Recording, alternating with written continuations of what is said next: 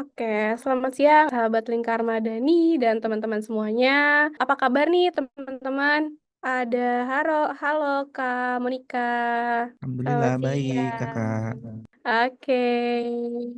Halo Kak Ahmad, Kak Audina. Semoga kita semua dalam keadaan sehat dan berbahagia selalu ya teman-teman. Kayak pelatihan daring sesi keempat ini, teman-teman, mengambil topik konten kampanye yang menggetarkan bersama narasumber Urip Budiarto, seorang trainer Pirak, yang akan ditemani oleh Nur Hikmah. Oke, jadi kedua narasumber ini akan mengajak kita nih untuk menguasai teknik dan alat untuk menciptakan konten visual yang menarik dan profesional. Kira-kira seperti apa gitu ya? Oke, sebelum Mas Urip memaparkan materi hari ini, aku sedikit bacain biodata singkat ya, teman-teman. Oke, teman-teman, Urip Budiarto atau bisa dipanggil Mas U. Education-nya Master Degree Islamic Economy and Finance 20 sampai Trisakti University ya, teman-teman. Graduate Extension and of Agriculture itu 1990 PB University. Oke, work experience-nya itu banyak banget ya, teman-teman. Yang pertama itu Komite Nasional Ekonomi dan Keuangan Syariah. Deputy Director Islamic Social Finance itu pada Maret 2019. Lalu di kitabisa.com nih teman-teman, Islamic Market Growth Lead Agustus 2018 sampai Maret 2019. Oke, selanjutnya ada di Dompet Duafa Republika Foundation. General Manager Research Mobilization Januari 2014 sampai Agustus 2018. Oke, kurang lebih seperti itu ya teman-teman. Biodata singkat dari saya, itu dari aku. Langsung aja. Halo Mas Urip. Halo, Oke, Assalamualaikum. Selamat siang semua. Semoga salam. sehat-sehat semua ya. Oke, baik. Selamat siang rekan-rekan semua. Salam kenal, saya Urip Budiarto. Nah, mungkin kalau dari wajah memang ini lumayan senior, kelihatan dari jenggotnya mungkin agak-agak putih ya.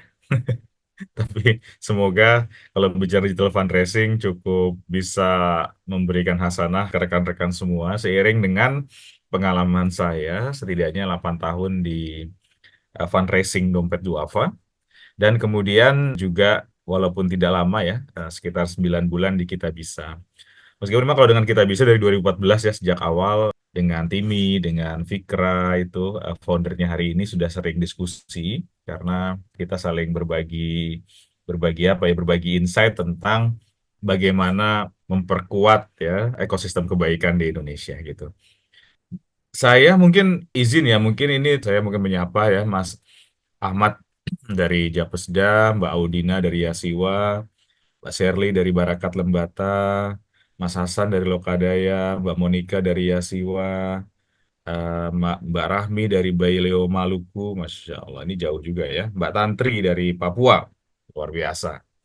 Oke, dan juga rekan-rekan dari Pirak dan juga tadi Lingkar Madani, Mbak Indah. Di kesempatan hari ini, saya dapat tugas untuk sharing tentang membangun konten yang menggugah ya.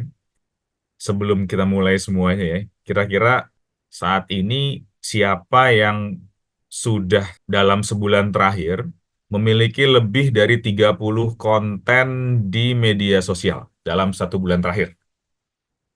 Apakah ada yang sudah? Oke, makasih Mbak Tantri. PPMA belum, lembaganya belum. Oke, siapa yang sudah? Shirley belum. Oke, terima kasih. Belum, 30 hari satu kali. Oke, siapa lagi? Oke, belum, belum, belum, belum. Nah, oke, belum. Baik, jadi relatif belum ya. Saya bertanya 30 kali dalam 30 hari terakhir. Berarti kan minimal sehari sekali ya. Tadi saya terpental. Oke, apakah Mbak Monika dalam 30 hari terakhir lembaganya itu posting di media sosial? Sudah 30 kali? Oh, belum. Baik. Iya, baik. Nggak apa-apa, nggak apa-apa. Ya.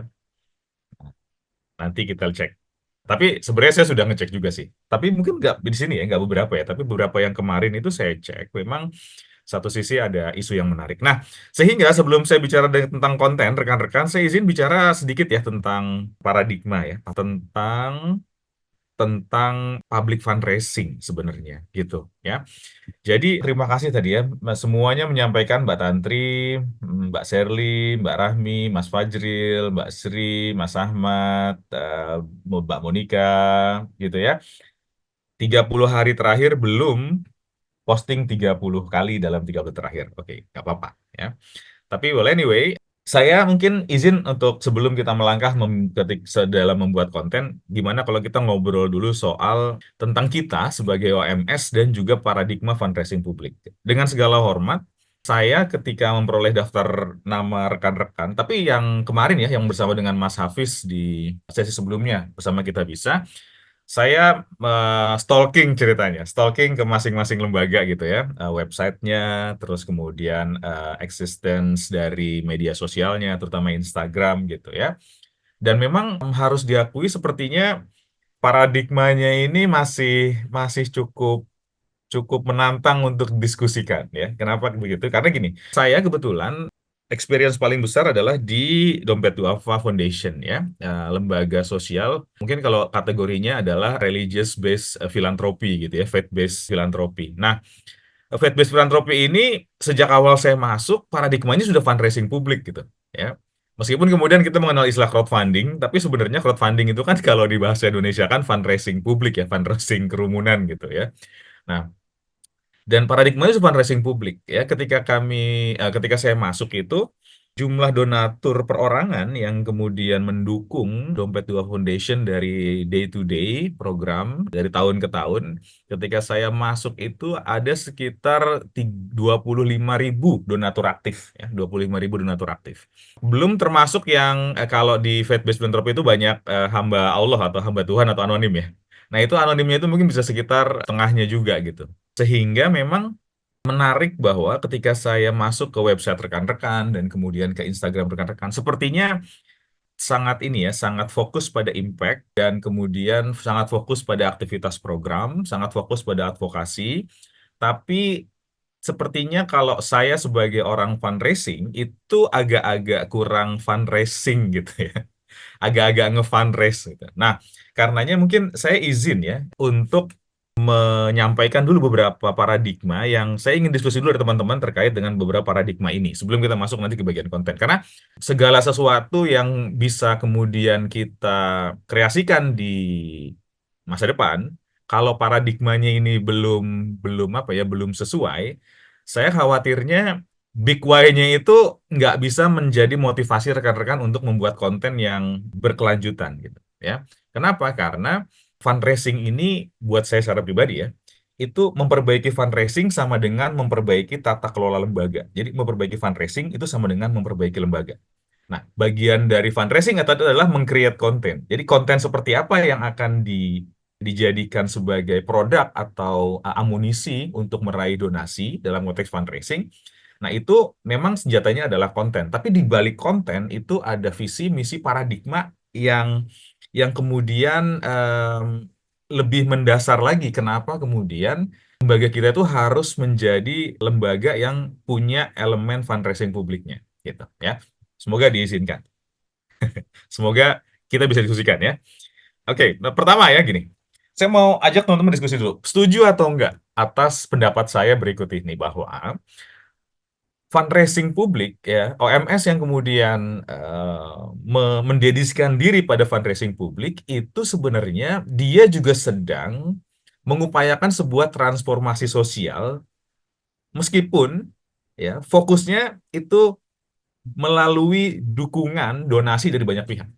Begitu ya. Jadi fundraising publik itu adalah upaya kita berkontribusi pada transformasi sosial. Kenapa? Karena menurut pandangan saya secara pribadi, misi terbesar OMS, Organ Masyarakat Sipil itu bukan hanya menjawab masalahnya sosialnya saja, ya, tapi juga menggerakkan seluruh pihak itu untuk bersama sadar, peduli, dan juga mengambil peran. Nah, mengambil perannya ini itu bisa tenaga, volunteering, gitu ya, volunteerism, atau mungkin expertise, kita nyumbang kepakaran, atau kemudian juga material. Nah, material ini adalah salah satunya yang paling mudah itu adalah uang gitu ya. Saya suka dulu masih masih sering ikut Tung Desem Waringin. Tung Desem Waringin bilang begini, uang bukan segala-galanya, tapi segala-galanya itu butuh uang. Nah, maka kemudian kalau ada sebuah lembaga bergerak di bidang apapun, dan kalau saya lihat banyak negara ini sekarang bergerak di bidang lingkungan, dan saya rujuk ke teman-teman yang di luar negeri sana, semua lembaga konservasi lingkungan ya, kemudian energi terbarukan atau mungkin animal protection, itu semuanya ada tombol donate di websitenya ya. Kita ke Nature Conservancy, ada tombol donate-nya. Kita ke NRDC, Natural Resources Defense Council, itu ada juga tombol donate-nya. World Wide Fund, oh ini udah pasti banget ya ada tombol donate-nya. Bahkan di Indonesia juga kita sangat kenal dengan cara mereka fundraising publik. Nah, tapi menariknya adalah mengapa kemudian rekan-rekan itu sepertinya agak-agak gitu ya, dalam tanda kutip, ini mungkin opini saya saja, mohon maaf, agak-agak alergi untuk fundraising publik atau membawa wajah fundraising publik dalam komunikasi rekan-rekan. Ini pertanyaan sebenarnya boleh jawab, boleh enggak ya? Tapi ini pertanyaan sebenarnya pertanyaan reflektif sih. Saya cek websitenya, tidak ada tombol donasi. Bahkan mungkin bisa jadi tidak ada websitenya ya. Beberapa rekan-rekan masih hanya punya Instagram account gitu, atau Facebook account gitu, atau mungkin TikTok account ya hari ini. Tapi lebih banyak bercerita tentang impact, bercerita tentang kegiatan, aksi kegiatan, tapi tidak banyak bercerita tentang fundraising publik. Ngajakin sedekah, ngajakin donasi ke program-program kita. Entah salah satu, entah semua, gitu ya. Nah, dan juga ketika bicara websitenya pun, itu tidak ada tombol donasi. Ada satu lembaga yang kemudian kemarin saya cek ada tombol donasi, dan kemudian ketika diklik donasi itu cuma halaman saja singkat, mohon maaf ya, saya sebut namanya Plastik Detox ya, itu ada, dan kemudian ada nomor rekening di sana, tapi nomor rekeningnya masih atas nama perorangan. Nah, ini bukan sense of fundraising public sih. Jadi kalau sense of fundraising public itu umumnya pasti akan memisahkan antara rekening yayasan ya yang didukung publik dengan rekening pribadi. Nah, ini salah satu ya. Saya pikir apa alasan-alasan yang mungkin bisa apa ya yang menjadi pertanyaan tersebut. Jadi dalam hal ini saya ingin merefleksikan ini dulu ya. Nah, ini Mbak Monika bilang karena belum punya kapasitas dan staf khusus untuk fundraising. Oke, nggak apa-apa. Sekarang ada kampus Merdeka loh, Mbak. Cari internship aja yang banyak. Jadi cukup 1-2 jam per minggu gitu. Internshipnya itu bisa bikin konten untuk seminggu bahkan mungkin sebulan. Ya, tapi mungkin feel-nya harus dibangun juga ya. Nanti feel-nya harus dibangun kalau perlu dia internship. Jadi volunteeringnya bukan volunteerism saja, bukan hanya volunteering activity, tapi juga volunteering communication gitu. Nah, itu juga nanti bisa dibangun. Oke, thank you Mbak Monika. Kenapa teman-teman merasa malu-malu gitu ya untuk menampilkan wajah fundraising publik dalam komunikasi di websitenya ataupun maupun di channel sosial medianya? Oke, satu saya catat ya. Apa alasan yang mungkin teman-teman hari ini alami gitu? Oke, satu kapasitas, yang kedua staf khusus fundraising. Oke, nanti kita bisa diskusikan lagi. Oke. Oke, kemudian yang kedua, buat saya mau menyampaikan ini bahwa kalau sebuah OMS itu fokus juga kepada fundraising publik, ya setelah tadi kita melihat bahwa oh ternyata yang besar-besar pun fundraising publik kok, kenapa kita yang kecil-kecil enggak, misalnya seperti itu kan? Oke, sekarang yang kedua, kalau kita punya alokasi fokus untuk fundraising publik dan itu kemudian secara bertahap berhasil, ya, saya juga nggak bilang bahwa kalau kita fundraising publik itu seperti akan balikan telapak tangan ya. Hari ini mulai berjalan, besok langsung bisa menutupi seluruh biaya operasional, nggak juga begitu. Tapi tentu tidak akan kita sampai ke lantai kedua kalau kalau kita nggak nginjak dulu anak tangga pertama gitu. Jadi untuk sampai ke lantai dua, ya dimanapun pasti kan kita melalui anak tangga pertama, anak tangga kedua, anak tangga ketiga dan seterusnya sampai baru kita lantai kedua. Nah, untuk bisa naik kelas dari lembaga yang tadinya mungkin institution based supporting fund-nya menjadi public base tentu memang perlu tahap ya. Tapi ini kalau tidak dilakukan sejak awal maka ya mungkin juga tahu-tahu sudah terlambat gitu. Nah, sehingga memang saya cenderung untuk mengajak rekan-rekan bahwa kalau kita memiliki skema sustainability yang lebih beragam, ya ada donasi institusi yang mungkin hari ini lebih banyak mendukung kita, kemudian ada donasi individu yang biasanya kecil-kecil tapi banyak gitu, dan kemudian juga ada pendapatan non donasi. Ini saya pelajari dari dulu ketika ikut sustainable sustainable NGO sustainability bareng Humantum ya dari Inggris waktu itu. ada non-core income yang basisnya adalah mungkin jual beli atau mungkin penyewaan atau mungkin expertise sharing gitu ya. Tentu akan sangat baik untuk mendukung khususnya ini ya, unrestricted income kita sehingga kemudian untuk bayar operational, untuk gaji teman-teman, gaji mungkin tim inti itu bisa lebih fleksibel dan juga bisa lebih luas gitu untuk pengelolaannya. Nah, tapi kalau kita hari ini relatif hanya satu, dua, tiga, empat, atau mungkin lima donatur inti, kalau ada perubahan kebijakan saja di lembaga mereka, mungkin ini akan cukup berdampak ya terhadap sustainability program-program kita. Dan kalau program-program berdampak, maka akan berdampak juga terhadap penerima manfaat. Nah, mungkin ini kan hal terakhir sebagai OMS kita merasakan bahwa penerima manfaat itu ternyata kemudian menjadi tidak bisa kita dukung gara-gara ketidakmampuan kita mengenerate resources yang sustain gitu. Ya. Nah, ini mengenai faktor resiko. Nah, yang ketiga, sebelum ketiga, nih saya mau komen ya. Oke, makasih nih. Sudah Mbak Tanti sudah punya web namun belum mencantumkan nomor rekening untuk donasi. Oke. Sekarang tidak harus nomor rekening, bisa kasih logo keris ya. Jadi bisa di-scan. Oke. Kemudian takut dibilang lembaga miskin. Takut juga kalau lembaga dibilang nggak bisa kerja, cuma bisa minta-minta. Nah, ini paradigma yang menarik kan. Saya akan bahas mengenai yang terakhir ini di Mas Fahril dari Nipah ya di yang bagian ketiga. Banyak yang memang berpikir seperti itu, Mas Fahril. Kerjaan fundraising itu sama dengan kerjaan minta-minta gitu ya. Nggak ada bedanya dengan pengemis di jalan, bisa jadi seperti itu. Tapi saya pikir ini paradigma yang kemudian kembali ke masing-masing bagaimana kita menganalisis gitu ya. Kalau saya secara pribadi sebenarnya ada hal yang menarik ya.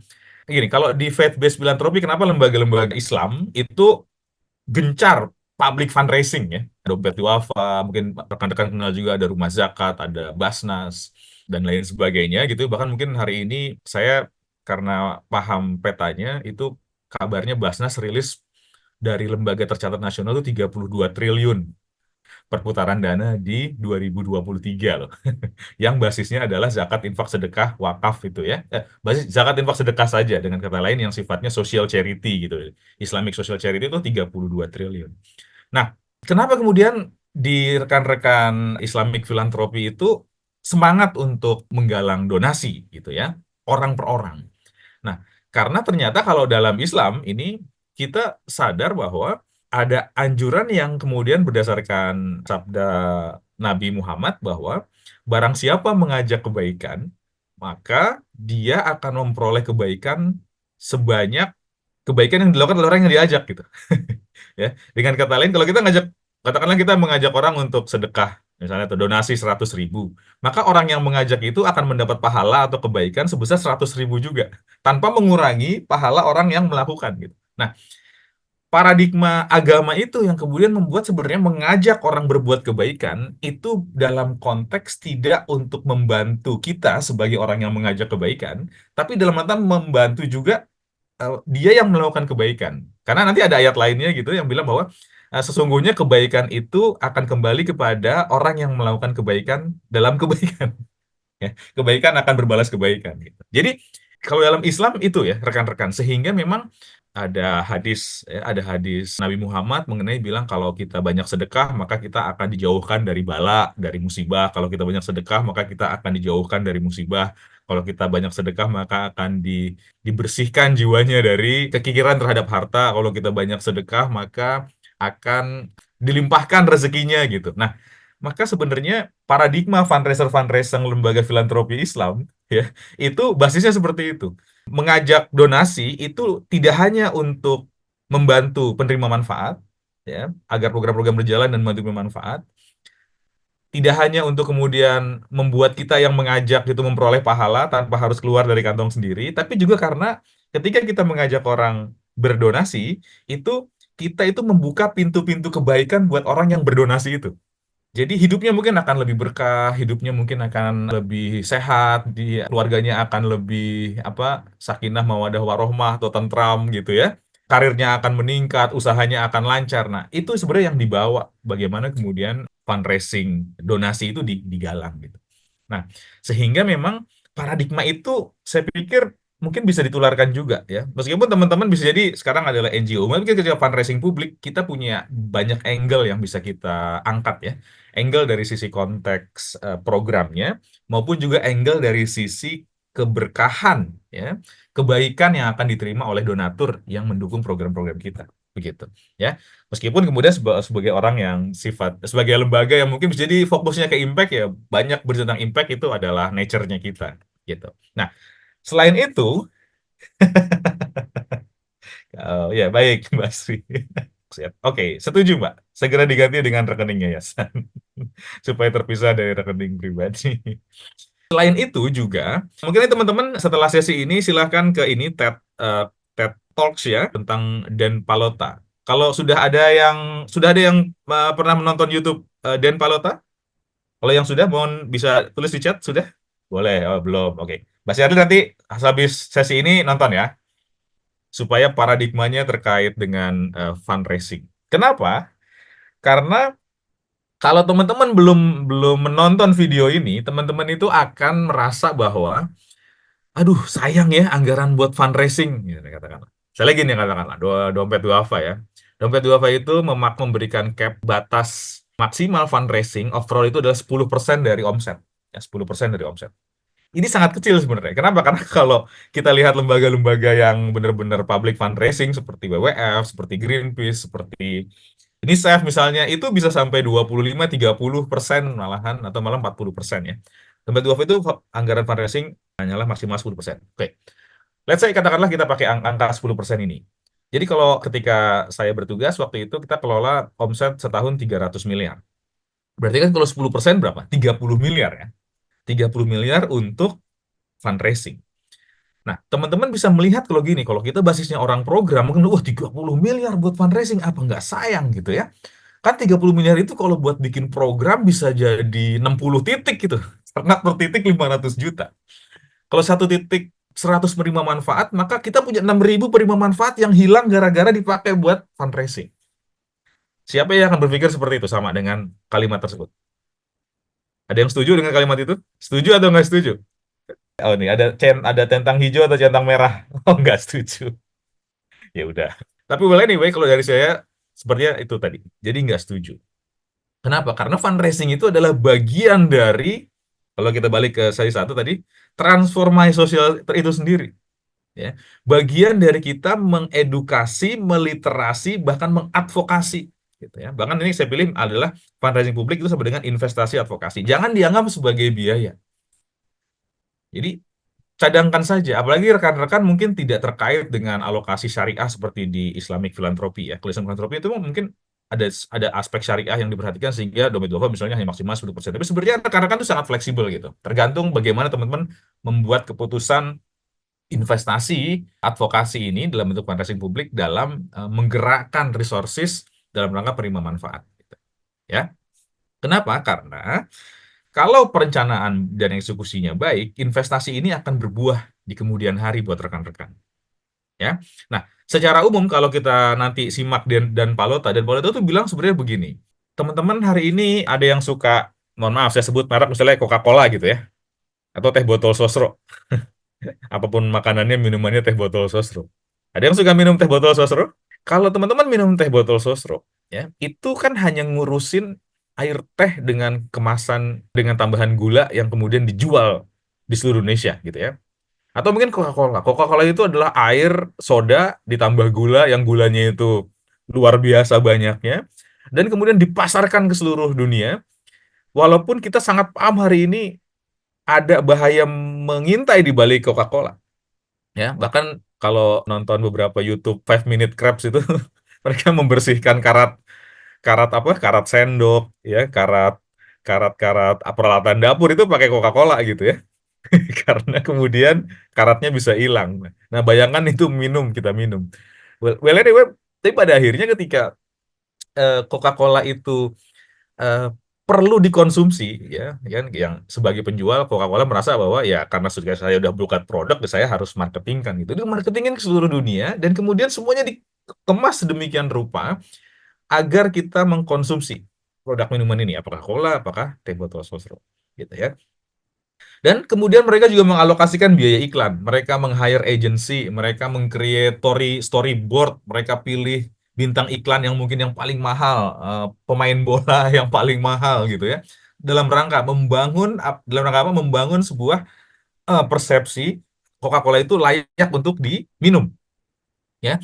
Dan orang yang minum Coca-Cola itu merasa hangat bersama keluarga, merasa kemudian keren, merasa kemudian kekinian misalnya seperti itu. Apa untuk minum sebuah air soda berwarna coklat dengan gula banyak. Tapi menariknya adalah di masyarakat hari ini dan banyak dari kita juga memiliki paradigma yang sama bahwa kalau kita mengalokasikan biaya untuk mengiklankan impact kita, program kita, kesadaran untuk memelihara lingkungan lebih baik, memilah sampah, membuang sampah pada tempatnya, itu dianggap sebuah pemborosan. Dan Palota cerita seperti itu. Kenapa orang itu malah kemudian atas aktivitas-aktivitas yang mengundang kebaikan, orang itu nggak setuju bahwa edukasinya itu disalurkan melalui media-media yang memang secara marketing teori, marketing best practice itu perlu dilakukan meskipun kemudian memang ada cost yang terlibat di dalamnya. Insight yang kedua adalah gini, kalau kemudian impact apa ibaratnya program-program fokus yang kita lakukan itu memiliki dampak terhadap penerima manfaat dan kemudian kalau kita lakukan hanya begini-begini saja maka kita hanya akan bisa menjangkau segini-gini aja dan Palota itu akan bilang bahwa kalau kemudian diinvestasikan sebuah anggaran tertentu dan kemudian dia bisa meningkatkan omset donasi ya sedemikian rupa, maka tentu akan beda ceritanya dalam konteks meskipun biayanya besar, tapi atau mungkin investasinya ada tambahan, tapi jumlah penerima manfaatnya juga akan lebih besar dan itu akan merubah hidup lebih banyak orang gitu. Ya, ambil contoh begini. Katakanlah ambil contoh ada satu program, misalnya katakanlah Barakat Lembata ya, saya nggak tahu programnya apa. Katakanlah programnya adalah misalnya ya sumur misalnya. Ya. Nah, mohon maaf nanti saya dalami lagi ya Lembata programnya. Katakanlah Barakat Lembata itu programnya adalah air bersih. Dengan kondisi sekarang, katakanlah Barakat Lembata hanya bisa membangun 2 titik sumur artesis dengan prima manfaat katakanlah 500 orang ya 2.500. Kenapa? Karena katakanlah anggaran yang kita punya itu hanya sekitar misalnya katakanlah 500 juta setahun. Nah, dengan kemudian mengalokasikan sebuah investasi proses marketing yang terencana dengan baik, katakanlah kemudian dari 500 juta yang tadi dialokasikan, atau mungkin kita kelola hari ini, itu 20%-nya dialokasikan buat fundraising atau 100 jutanya. Nah, dengan 100 juta dialokasikan fundraising, ya, sementara 400 jutanya disalurkan ke program, si 100 juta ini ternyata bisa menghasilkan, let's say, 5 kali lipatnya lagi. Jadi dari 100, kita dapat lainnya lagi 500. Oke, dengan kata lain, yang tadinya uang kita hanya 500 dengan 400 dan 100, sekarang kita punya uang 400, 100, dan 500 tambahan. Gitu. Sekarang kita punya 1 M. Dengan demikian, memang sih kita keluar 100, tapi ternyata dengan 100 ini kita ada tambahan 500 juta tambahan. Dan kalau 500 juta ini dijadikan program lagi, maka kan kita sekarang bisa membangun 4 sumur artesis dengan prima manfaat adalah 1.000 orang. Nah, ini yang kemudian sebenarnya menjadi pertimbangan khusus kenapa kemudian si 100 ini perlu dialokasikan sebagai investasi advokasi atau investasi fundraising gitu. Ya. Jadi tanpa fundraising ya udah segini-gini aja. Tapi dengan adanya fundraising yang terrencana dengan baik, harusnya 100 ini bisa menghasilkan lebih banyak dukungan partisipasi masyarakat yang berujung pada jumlah prima manfaat yang lebih banyak. Begitu. Ini menurut saya beberapa paradigma yang saya ingin tawarkan ke rekan-rekan. Ya. Nah, sebelum saya masuk ke konten, saya mungkin mohon open mic atau mungkin opini dulu di chat. Bagaimana pandangan teman-teman terkait hal ini? Fundraising publik sama dengan transformasi sosial, fundraising publik sama dengan impact dan sustainability buat lembaga kita, dan kemudian fundraising publik sama dengan investasi advokasi. Ya.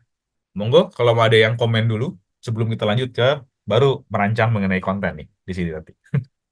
Apa yang kemudian teman-teman rasakan hari ini ketika mau, apakah belum terfikir, apakah sudah terfikir, ataukah mungkin terhambat di tengah jalan, atau ada kendala-kendala yang ingin perlu ditanggulangi dulu atau mungkin disolusikan dulu? Monggo, silakan. Baik, silakan. Menarik sebetulnya ya, Dari ya Kepala Sumber untuk Daya Alam. Baik, silakan Mas. ya, ya. Gimana Mas? Investasi apa atau fundraising melalui investasi apa namanya digital ini kan sebetulnya bagi kami di Japesa sebetulnya hal baru ya, Mas. Ya, Karena pengalaman-pengalaman yang pernah kita terapkan untuk fundraising selama ini, kita lebih banyak bermain di apa model apa kalau yang kita lagi buat sekarang ini kan sistem model apa, bagaimana mengembangkan usaha-usaha program-program apa yang dikembangkan oleh kita di desa-desa dampingan. Misalnya kan hasil-hasil kerajinan atau apa olahan-olahan masyarakat. Nah, ini kita lebih banyak apa main fundraising di situ. Jadi investasi kita yang kita kembangkan itu dalam bentuk koperasi, serba baik. usaha.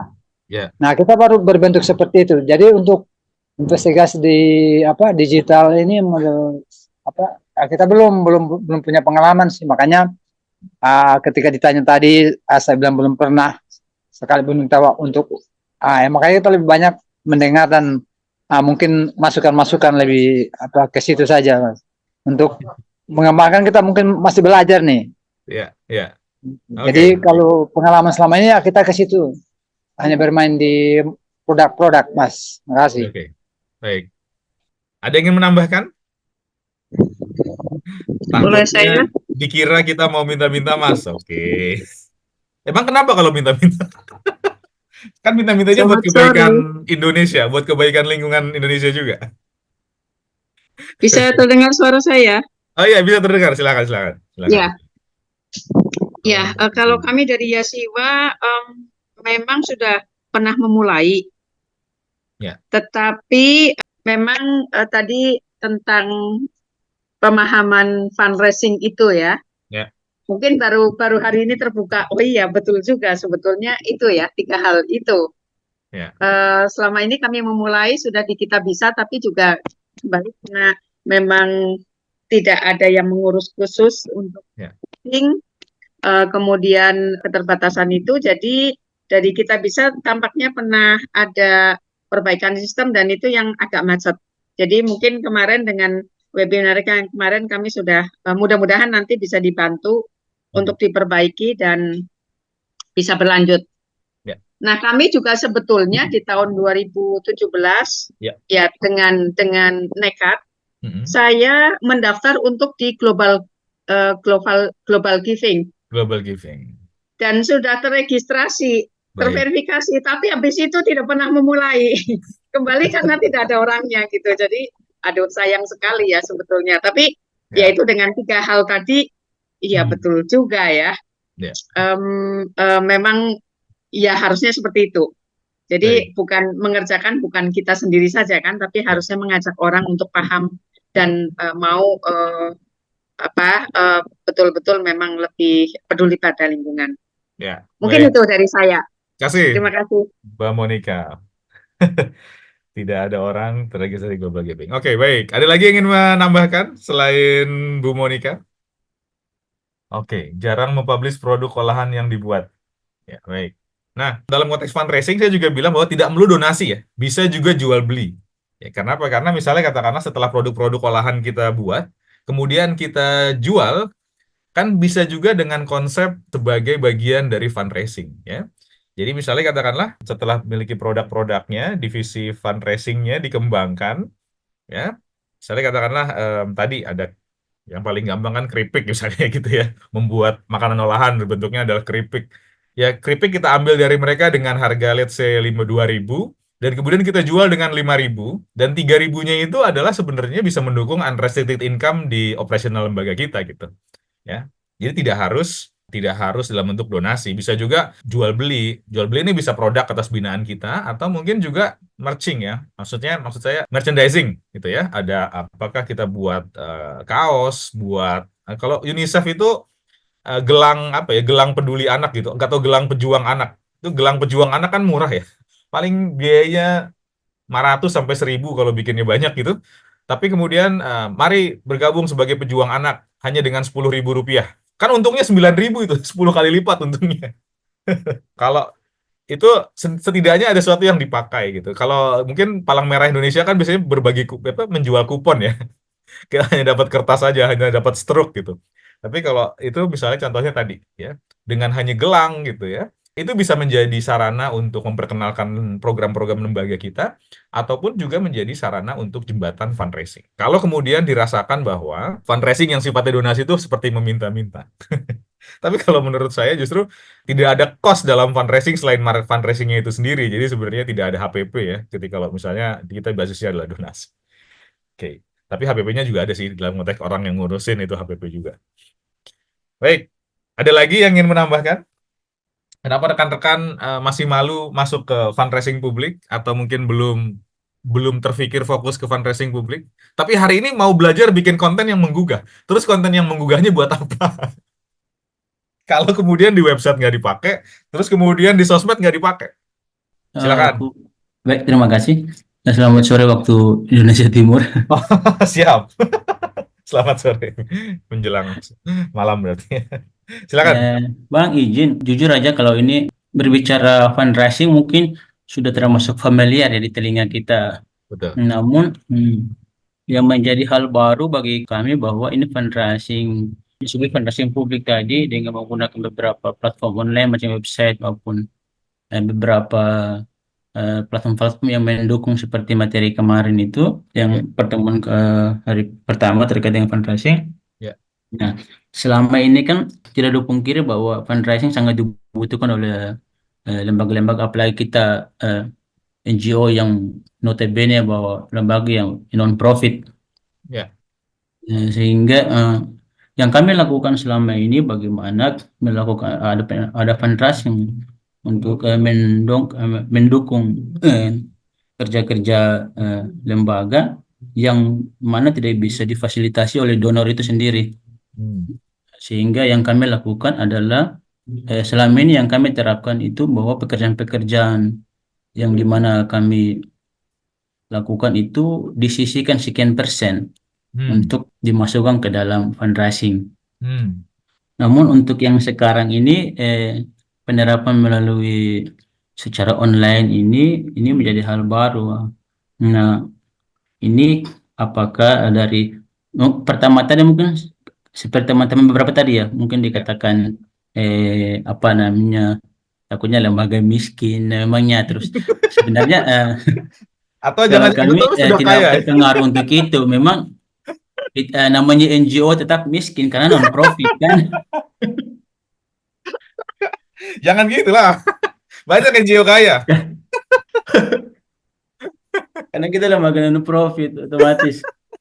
Beda kalau apalagi kita NGO lokal kan. Ada sama NGO besar macam Bang Simon, yang non profit itu lembaganya. Kalau karyawannya atau pegiat sosialnya mah harus menghidupi dapurnya masing-masing. Siap Bang. Itu kayak lebih ke pribadi Bang ya. Namun sebenarnya yang ingin saya minta masukan dari Abang terkait dengan karena sebenarnya sudah banyak teman-teman mungkin sudah punya pengalaman melakukan hal ini. Itu kembali sih dari kami bahwa secara pribadi apakah dari sisi etikanya itu seperti apa Bang untuk kita bisa dapat mempertanggungjawabkan ini kepada publik gitu. Itu mungkin sedikit saya dari saya mungkin nanti ada lagi saya tambah lagi. Terima kasih banyak. Siap. Selamat sore. Terima kasih banyak. Iya, menarik ya. Iya, selama di tim rekan-rekan ini masih struggling kalau misalnya kata misalnya gini, sebenarnya gini sih, saya nggak mau ngomong itu deh. Misi terbesar kita itu tidak hanya kan menyelesaikan masalah sosial, tapi memperbesar jangkauan penerima manfaat ya. Jadi masalah sosialnya kita kontribusikan untuk bisa selesai. Yang kedua, penerima manfaatnya juga meluas gitu. Jadi kenapa? Karena problem sosial Indonesia kan sangat banyak gitu kan, dan luas. Kalau kita baru bisa menghandle satu desa, kita butuh resource tambahan untuk bisa menghandle lebih dari 10 desa misalnya.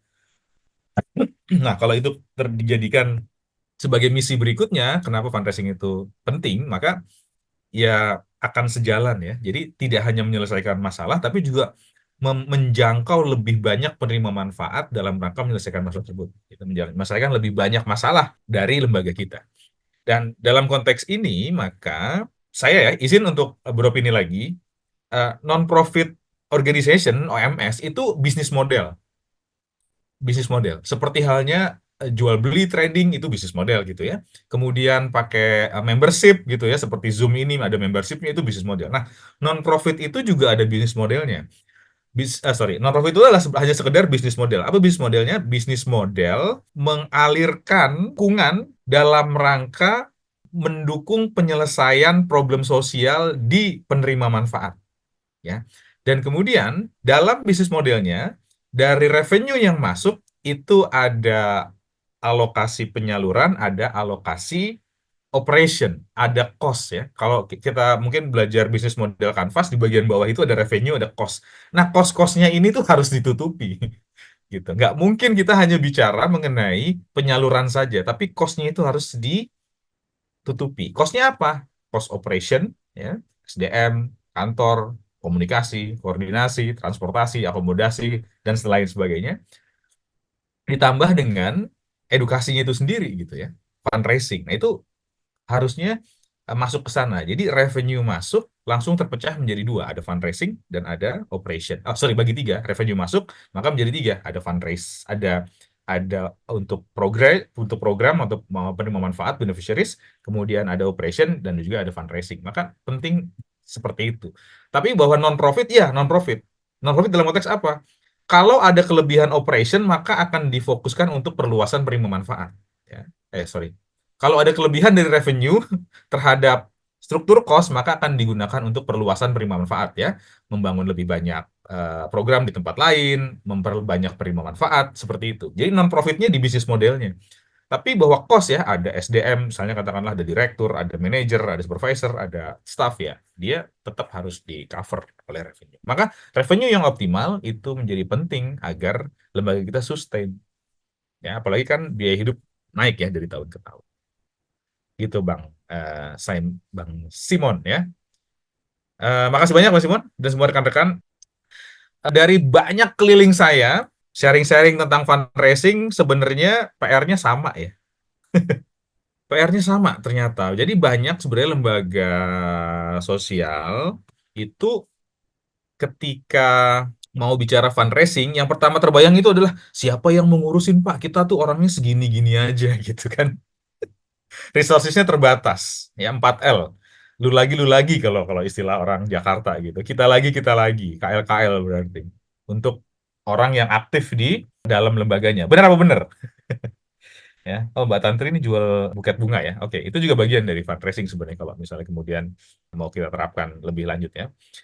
Oke, nah karenanya mungkin di kesempatan ini saya akan berikan beberapa kiat-kiat praktis dan juga nanti beberapa tips untuk membuatnya bisa terjangkau oleh rekan-rekan dengan tim yang sedikit gitu ya. Jadi kita main best practice aja lah, one step at a time. Kalau nanti teman-teman mau pakai yang advance gitu, ketika saya dulu menjabat sebagai GM fundraising, saya punya tim 40 orang, khusus fundraising doang gitu ya. Tapi atau kita bisa itu seolah-olah platform saja ya.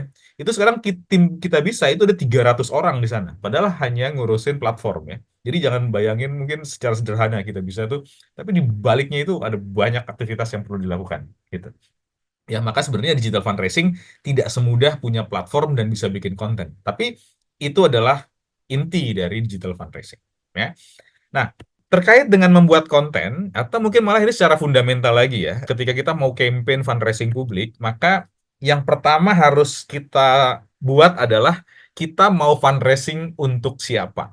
Maka pertama itu adalah persona donatur kita itu siapa dan bagaimana. Ini menjadi menarik ya sebagai pertanyaan awal karena kita nggak pernah terfikir sebelumnya untuk melakukan hal ini. Sehingga sebenarnya siapapun boleh memilih mau apapun. Misalnya katakanlah Mbak Tantri ya. Mbak Tantri ini jual buket bunga pada momen wisuda bila ada pesanan. Jangan-jangan komunitasnya komunitas milenial gitu ya. Oh, berarti program-program PPMA Papua bisa jadi lebih cocok kalau didukung juga oleh komunitas milenial. Komunitas yang usianya antara milenial itu lumayan senior ya. Kalau momen wisuda itu generasi Z ya. Kalau milenial itu seperti saya itu senior milenial ya, karena lahirnya 81 ke atas baru milenial. Kira-kira seperti apa gitu. Nah, kenapa? Karena ini nanti akan menentukan gaya bahasa yang akan kita gunakan, kemudian pilihan-pilihan kata, pilihan kemudian style bahasa, itu nanti kita akan tergantung dengan ini, dan kemudian tampilan-tampilan visualnya juga mungkin bisa jadi ini akan disesuaikan. Ya, misalnya katakanlah kalau kita mungkin targetnya pengennya donaturnya adalah Gen Z gitu misalnya. Ya mungkin lebih banyak kartun-kartunnya gitu ya, misalnya atau karikaturnya.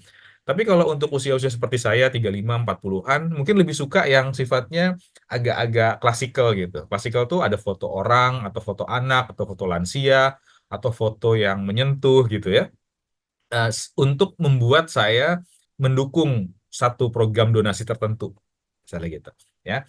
Nah, kenapa persona ini penting? Satu, supaya campaign kita itu membuat audiens yang tepat itu tertarik. Kemudian yang kedua, kita bisa menyesuaikan pesan dan cerita.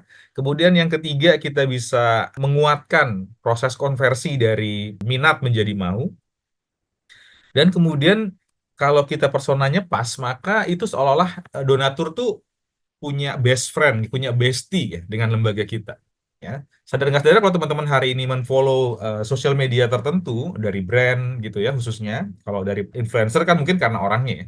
Tapi kalau brand tertentu bisa jadi karena cara komunikasi brandnya itu dekat dengan kita. Ya, mungkin nggak tahu di sini ada yang follow juga nggak? Misalnya katakanlah akun Bapak-Bapak ID gitu ya. Saya follow akun itu karena kayaknya itu nyambung dengan saya, orangnya cengengesan, suka humor gitu misalnya. Padahal saya nggak tahu orang-orang di Bapak-Bapak ID itu siapa di belakangnya. Jadi anonim kan akunnya. Nah, itu misalnya ya. Dalam konteks yang lain, misalnya katakanlah saya memfollow misalnya minuman, ada akun sosial media itu rempah kangen ya. Bukan rempah kangen, minuman rempah, minum rempah misalnya gitu. Karena saya suka minum jahe kalau pagi dan suka pernah ke outletnya. Tiba-tiba saya follow brandnya dia. Tapi cara komunikasi brandnya itu relatif cocok lah dengan saya. Nah, akhirnya kemudian kita bisa membangun hubungan yang jangka panjang. Nah, sehingga kemudian penting untuk teman-teman memang memiliki kemudian persona donatur yang akan dikejar siapa.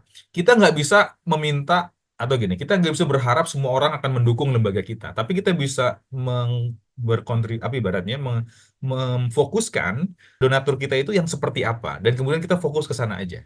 Ya, kenapa? Karena agak mimpi juga kalau kita didukung oleh 100% rakyat Indonesia.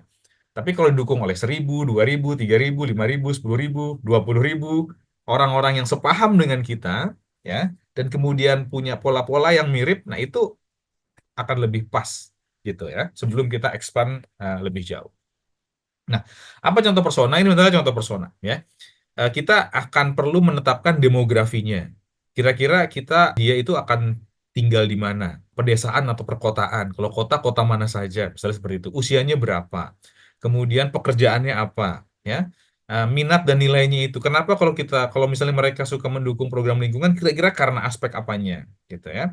Kemudian motivasi donasinya itu kira-kira orang-orang yang seperti apa di sisi preferensi program-program yang ingin didukung.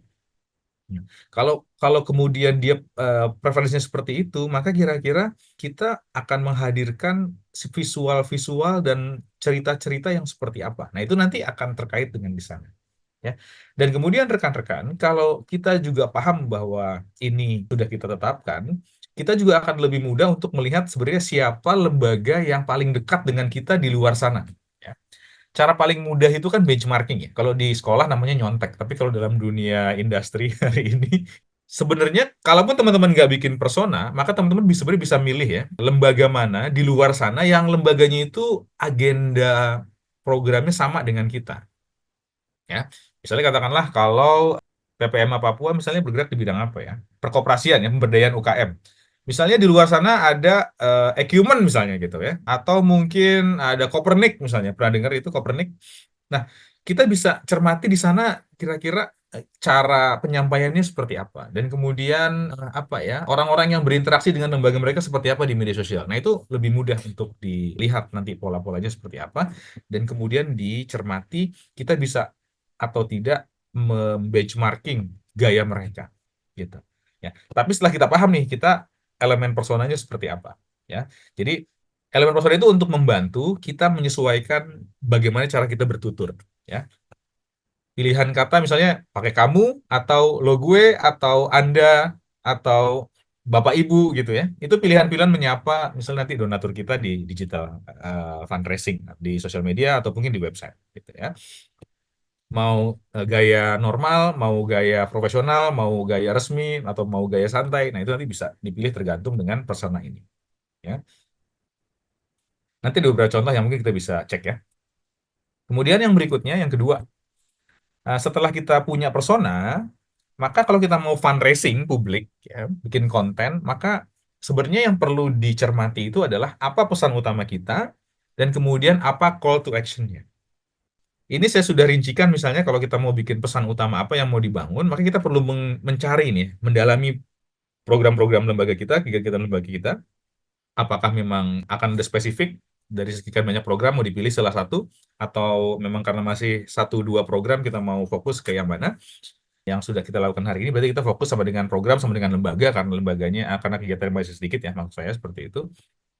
Nah, ini yang perlu di checklist. Pertama adalah sebenarnya kita itu lagi melaksanakan apa yang akan kita komunikasikan, programnya apa yang kita lakukan kepada donatur kita, dan kemudian mengapa program ini penting. Ambil contoh program sosial atau lingkungan atau ekonomi ya, misalnya katakanlah programnya adalah katakanlah mengurangi plastik. Jadi programnya adalah misalnya plastik detox atau mengurangi penggunaan plastik di level rumah tangga. Maka yang perlu kita identifikasi adalah alasan-alasan kenapa program ini penting. Pertama dari sisi aspek problem sosialnya, atau mungkin dari problem lingkungannya, atau dari problem ekonominya. Kenapa program ini penting? Gitu ya. Dan kemudian kalau ini dilakukan, kira-kira penerima manfaatnya siapa? Ya, katakanlah pemanfaatnya adalah ini akan membantu para pemulung gitu ya atau pengolah sampah dalam memastikan pengolahan limbah yang keluar dari rumah tangga itu lebih mudah gitu ya. Nah, mungkin pertanyaannya kenapa lebih mudah buat pemulung dan tukang sampah ini penting? Misalnya seperti itu. Jadi sebenarnya why-nya itu perlu kita tracking ke belakang. Kalau bisa tuh bikin 3 why. Misalnya katakanlah eh, mengurangi sampah level rumah tangga itu penting. Kenapa mengurangi sampah level rumah tangga itu penting? Karena dengan mengurangi rumah tangga, katakanlah bukan mengurangi ya, ya satu mengurangi. Kemudian yang kedua, karena dengan berkurangnya sampah di level rumah tangga, maka kemudian timbunan sampah di katakanlah TPA itu akan lebih berkurang dalam jangka panjang, misalnya seperti itu. Atau mungkin dengan demikian maka kapasitas produksi pengolahan limbah akan lebih baik karena tidak ada defisit sampah, misalnya kayak gitu. Kenapa tidak defisit sampah itu penting? Kenapa? Karena sampah plastik itu akan tidak terurai secara jangka panjang di tanah. Kenapa terurainya sampah di tanah itu penting? Nah, itu dicari terus tuh. Ya. Tapi kalau kemudian penerima manfaat, maka orangnya, katakanlah penerima manfaatnya adalah komunitas komunitas adat hutan bakau, misalnya seperti itu. Saya mohon maaf nggak terlalu paham program teman-teman ya. Kenapa program di sana penting? Kalau di sana tidak dilakukan, kira-kira apa yang akan terjadi? Kalau kemudian itu terjadi, apa dampaknya terhadap ekosistem secara keseluruhan? Nah, itu bisa diidentifikasi dulu. Kemudian waktu pelaksanaan, kapan mau dilakukan? Kenapa penting di waktu tersebut dilakukan? Kalau tidak dilakukan di waktu tersebut, karena apa? Ini bisa dirinci dulu yang banyak gitu ya. Dan kemudian juga coba tambahkan statistik data yang tersedia. Lalu ini yang juga kalah penting, emosi yang ingin dibangun. Sebenarnya teman-teman tuh ketika bikin program selama ini, itu sebenarnya apa sih yang ingin dibangun gitu ketika orang membantu program rekan-rekan? Apakah bangga? Apakah bahagia? Apakah hilangnya kecemasan? Ataukah kemudian rasa berjuang gitu ya? Nah, itu emosi itu perlu dipikirkan. Kira-kira nanti komunikasinya ketika menulis seperti apa. Nah, kemudian juga relevansi dengan calon donatur. Karena kita terlalu banyak ingin menyampaikan sesuatu, telling gitu ya. Padahal kita juga bisa observing apa relevansinya dengan orang tersebut atau donatur tersebut. Ini penting kalau untuk membangun marketing publik.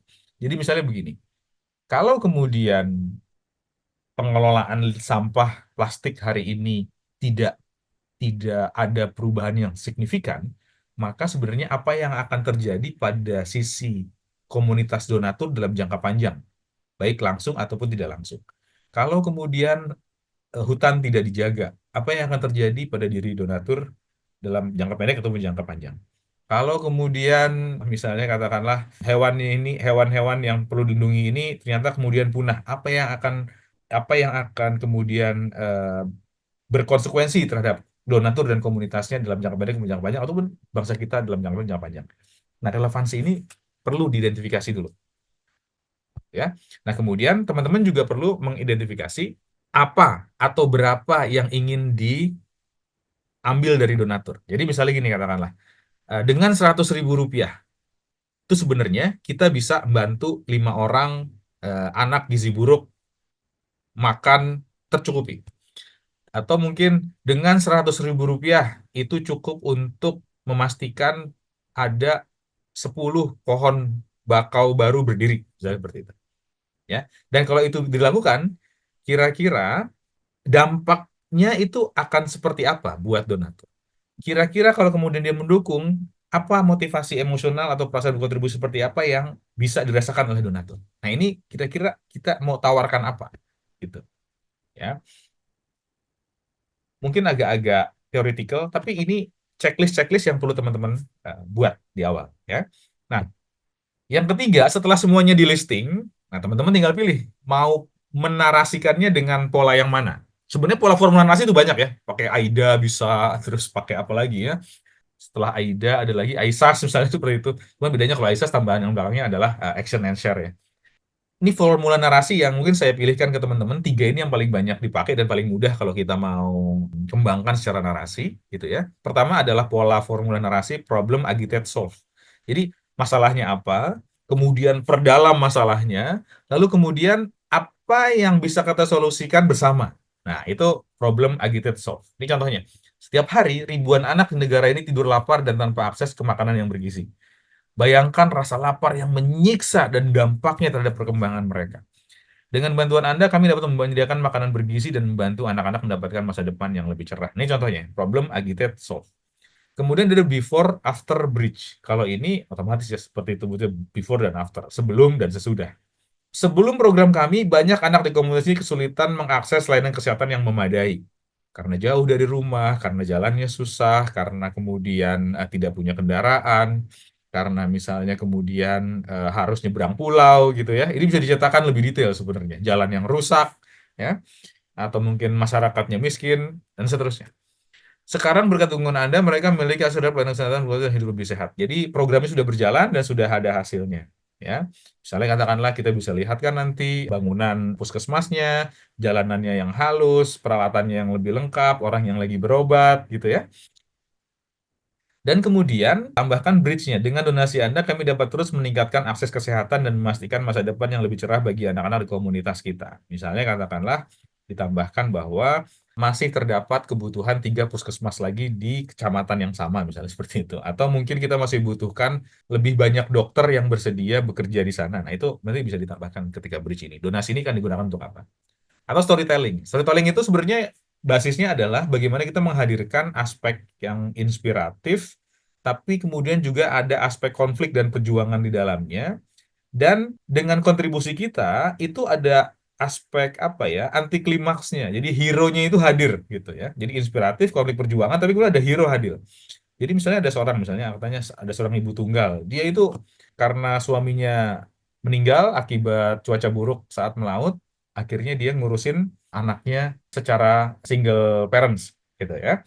Dan kerjanya itu hanya pengupas kerang harian. Yang kalau kita makan di warteg itu ada kerang itu ternyata emang di Banten itu ya. Itu per hari 20.000, 8 jam kerja sehari untuk bisa dapat sekian kilo ya. 20.000 per 8 jam kerja. Dan sekarang dengan bantuan kita, sekarang anaknya mendapat akses pendidikan layak. Jadi ada inspirasinya, ada konflik dan perjuangannya, kemudian ada dampak. Gitu. Ini pilihan-pilihan. Teman-teman bisa pilih problem agitate solve, bisa pilih before after bridge atau storytelling. Jadi sebenarnya, tapi yang mau saya bilang adalah apapun pilihannya, yang perlu teman-teman lakukan itu adalah sebenarnya mulai mencermati setiap momen aktivitas program rekan-rekan, penerima manfaat, lokasi, alasan, keterlibatan, dukungan, itu banyak cerita-cerita yang bisa dihandle di sana gitu ya. Baik dari penerima manfaat mungkin bisa banyak kan. Ada penerima manfaat 1, penerima manfaat 2, penerima manfaat 3, ada anak 1, ada anak kedua, anak ketiga, ada keluarga 1, keluarga 2, keluarga ketiga. Itu sebenarnya punya potensi cerita yang bisa merepresentasi dampak dari program rekan-rekan. Gitu. Kalau mau bicara tidak orang per orang, tapi bicara lokasi program, jelaskan kenapa lokasi programnya di sana. Gimana strategisnya daerah tersebut terhadap kontribusi iklim misalnya, atau kontribusi ekonomi, atau kontribusi sosial ekonomi, atau mungkin kemudian posisinya gitu secara demografi, lahan kritis kah, atau mungkin lahan yang berbahaya untuk ditinggali, dan seterusnya. Itu bisa dijadikan sebuah cerita sebenarnya. Jadi bahan untuk konten sebenarnya nggak habis-habis sih. Semua angle itu bisa jadi cerita. Setelah formula narasinya teman-teman pilih, mau sampaikan seperti apa, baru kita memilih mengenai visual. Nah, kalau visual ini sebenarnya prinsipnya adalah gini, jangan terlalu banyak visual itu fokus mengenai acara seremonial gitu ya. Foto serah terima donasi, atau mungkin foto rapat gitu ya. Itu oke nih, satu hal sih rapatnya. Tapi sebenarnya yang mau kita hadirkan itu adalah impact-nya. Jadi kalau kita rapat koordinasi pengendalian, rapat koordinasi mitigasi bencana di Kabupaten Gunung Kidul misalnya gitu katakanlah. Tapi kalau untuk fundraising publik, yang mau kita galang itu bukan jangan tampilkan kegiatan rapatnya, meskipun dalam bentuk blog ya, dalam bentuk visual berita, tapi sebenarnya adalah tetap impact-nya seperti apa. Jadi mungkin tetap gambarnya adalah gambar-gambar orang-orang yang hari ini hidup di lokasi krisis atau lokasi bencana atau lokasi rawan bencana tersebut. Ya. Jadi tetap kita membawa menggugah itu adalah dampak, atau mungkin bukan dampak, story yang relate dengan program kita atas representasi hero-hero yang ada di sana gitu. Ya. Ini makanya kemudian kalau secara kiat hindari gambar yang terlalu ramai atau kompleks. Setelah terima donasi dengan orang berjejer gitu ya, atau mungkin kemudian foto rapat koordinasi gitu ya, atau mungkin kemudian kegiatan yang sifatnya massal gitu ya, seperti penanaman pohon, tapi bukan zoom in close up dari salah satu penerima manfaat, tapi malah aktivitas bersamanya gitu. Nah, itu bukan gambar yang cocok buat fundraising publik biasanya. Dan konsisten ya. Konsisten maksudnya paham gitu. Kalau kita lagi galang donasi buat hiu ya gambarnya hiu, jangan gambarnya ikan cumi-cumi misalnya seperti itu. Konsisten dengan tujuan kampanye. Contoh visualnya apa? Bisa penerima manfaat, ya, bisa before and after. Ya, kalau charity water itu biasanya selalu menampilkan anak kecil memegang dua air kotor gitu ya di sebelah kiri dan air bersih di sebelah kanan gitu. Itu misalnya before and after. Dan situasi emosionalnya, misalnya apakah suasana happy, suasana sedih, suasana bangga, suasana bahagia, itu bisa ditunjukkan. Kira-kira visualnya yang menarik seperti apa. Nanti sering jam terbang teman-teman akan memahami hal ini ya secara bertahap. Setelahnya kita ke yang kelima, bicara fundraising publik dan kemudian membuat konten itu tidak bisa one for all and all for one ya. Ada istilah dalam marketing itu ada funneling ya, atau corong gitu. Corong. Nah, jadi rekan-rekan, bisa jadi itu ketika kita fundraising publik dan membuat konten, ada konten yang sifatnya itu dalam rangka untuk membuat dari orang yang belum kenal menjadi kenal. Itu satu, awareness. Nah, kemudian ada konten yang tugasnya itu dari kenal menjadi mau berdonasi. Ya.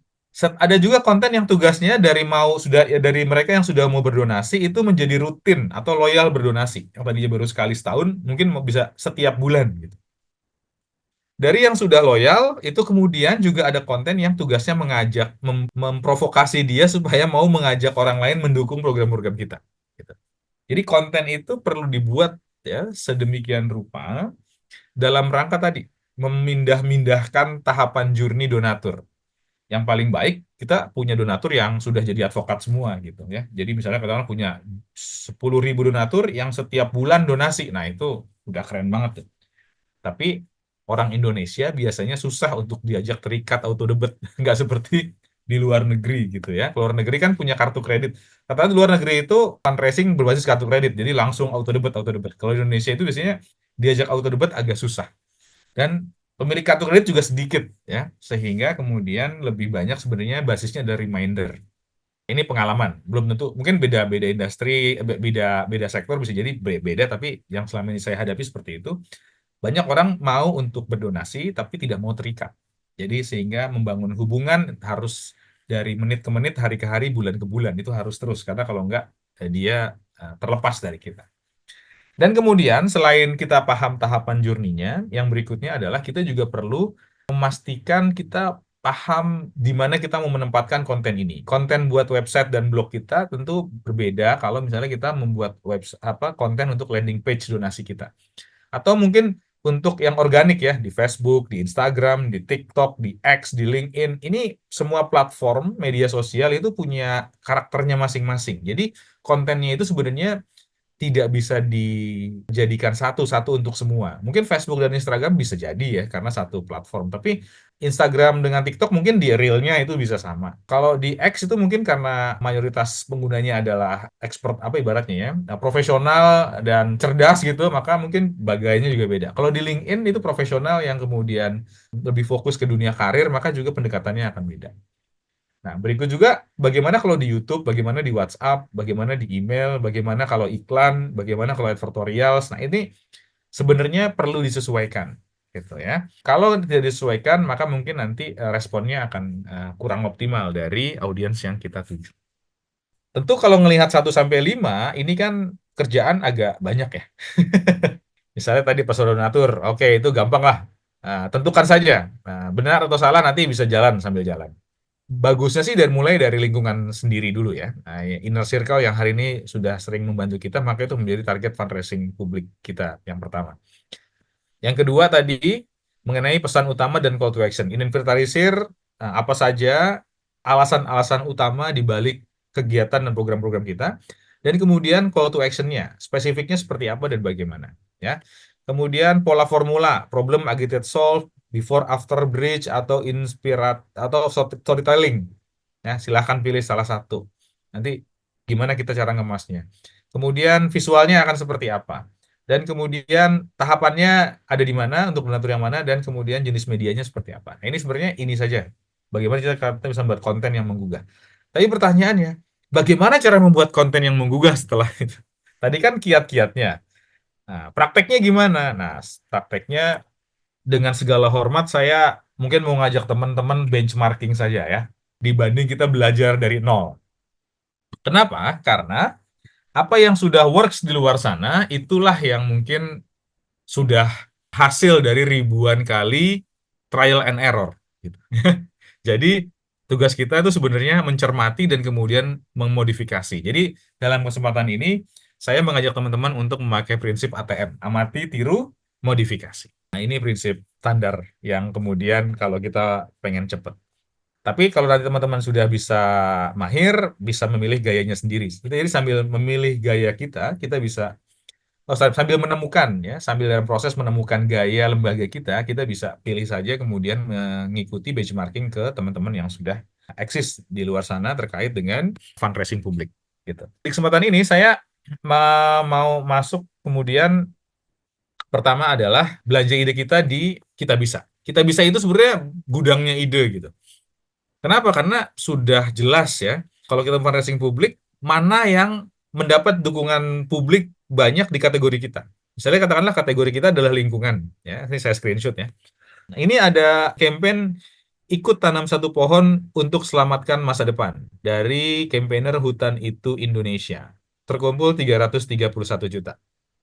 Oke ya, 330 juta. Kenapa? Karena yang lainnya mungkin lebih kecil, saya sudah cek. Nah, kemudian meskipun ini ya, ada kalimat bahwa ini didukung dengan iklan. Nah, itu mungkin hal lain. Tapi sementara kita asumsikan ini sudah.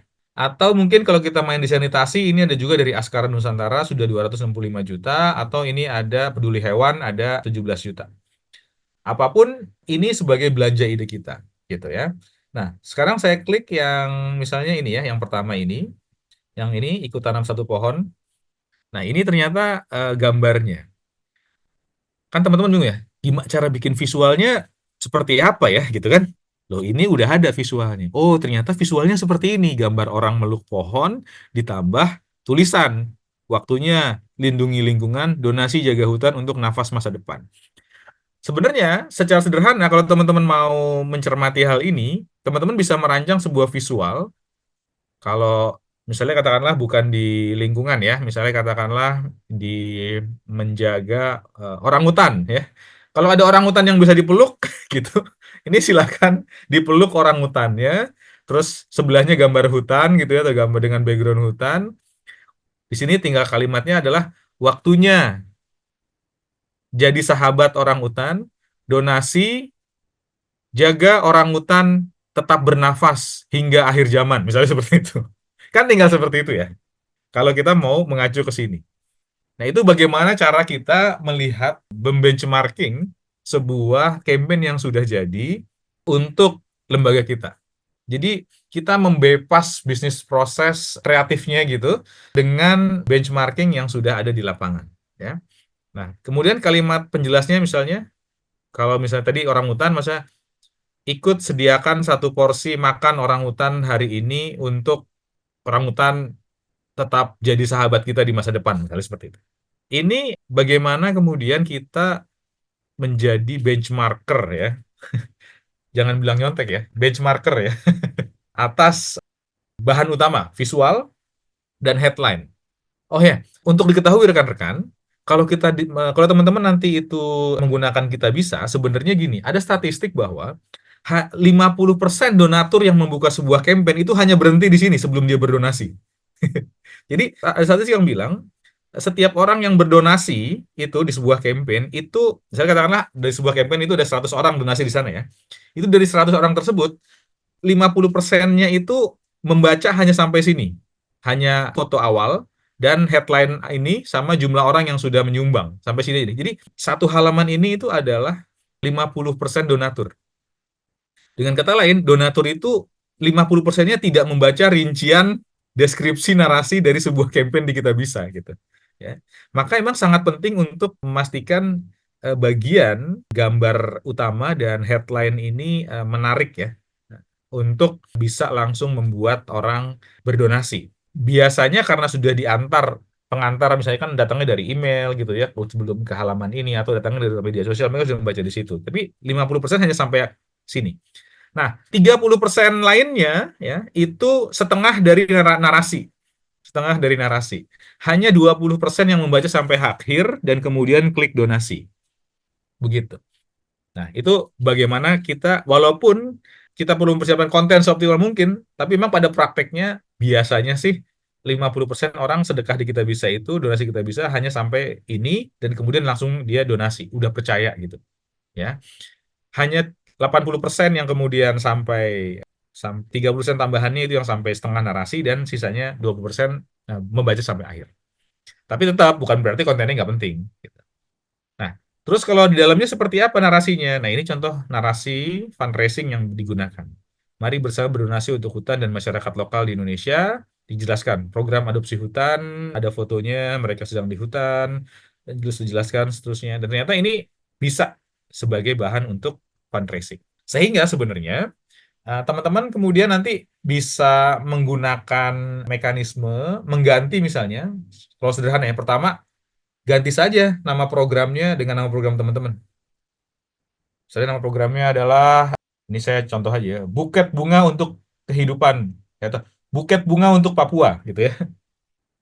Jadi nanti programnya, mari bersama berdonasi untuk Buket Bunga untuk Papua, sorry, mari bersama berdonasi untuk program Buket Bunga Papua sebagai representasi pemberdayaan masyarakat di Papua, misalnya seperti itu. Nanti disebutkan, program Buket Bunga Papua adalah program yang berusaha untuk memberikan pemberdayaan masyarakat dengan cara memberikan pelatihan kepada mereka tentang membuat buket dari bahan-bahan alam yang sudah dikeringkan.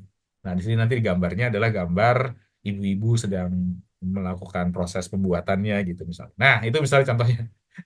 Ya. Jadi kita melakukan benchmarking, mengganti saja nama program dengan beberapa pola-pola yang dilakukan. Dan untuk teman-teman ketahui, di Kitabisa itu untuk yang sifatnya biru ini, rekomendasi, itu berarti dia dikelola secara khusus oleh agensi anak perusahaan Kitabisa, namanya Impact Digital. Dan Impact Digital itu untuk membuat sebuah konten, mereka itu melakukan proses assessment, itu cukup dalam ya. Gambarnya mereka ganti-ganti, tulisannya mereka ganti-ganti, headline-nya mereka ganti-ganti, sehingga kalau ada gambar yang sudah muncul di sini, itu udah adalah hasil dari proses kreatif yang dievaluasi sedemikian rupa gitu. Ya, jadi teman-teman sebenarnya kita bisa untuk yang basisnya rekomendasi ini itu dikelola oleh tim digital marketing atau digital fundraising agensi yang sudah berpengalaman dan punya kompetensi untuk pengembangan konten fundraising. Termasuk narasi ini. Saya yakin narasi ini dibuat oleh tim agensi juga. Gitu. Jadi teman-teman sebenarnya belanja ide bisa kita bisa. Ini yang pertama. Nah, kalau teman-teman bisa cermati nanti sampai akhir ya, misalnya gimana cara dia menyampaikan ajakan donasinya. Ya. Mari dukung program ini dengan 100.000 rupiah Anda sudah menanam satu pohon untuk nafas dunia gitu misalnya ya. Ya ikutin aja seperti itu. Ya, ini satu. Yang kedua, benchmarking kita adalah misalnya ke crowdfunding platform global. Tadi Bu Monica sudah bilang mengenai global giving. Global giving itu juga resources yang sangat menarik sebenarnya. Teman-teman subscribe newsletternya ya. Newsletternya itu bagus-bagus ya. Banyak tips-tips tentang fundraising, bikin story, bikin visual, bikin volunteering, bikin impact report, dan seterusnya itu banyak sekali. Nah ini misalnya bisa dapat hampir berapa nih? 320.000 ya dari Irakambi. Community Climate Action. Forest for Water. Kayaknya biji karet ini gambarnya ya. Jadi gambarnya hanya biji karet ada di atas tangan. Itu bisa untuk fundraising. Sesulit apa bikin gambar biji karet di atas telapak tangan kotor? Kalau ada yang bilang, susah Pak bikin konten fundraising loh. Ini ada benchmarkingnya ya. Nah ini yang susah ini. Karena untuk bikin foto ini, kita harus diving dulu. Yang protek coral reefs di Malaysia ya. Untuk begini kita harus diving dulu, kita harus beli kamera underwater ya, dan kemudian foto di dalam underwater gitu. Ya, ini agak-agak susah kalau ini baru. Kalau bikin ini ya kayaknya gampang ya. Gitu. Ya, sudah dapat 1 miliar lebih di Global Giving.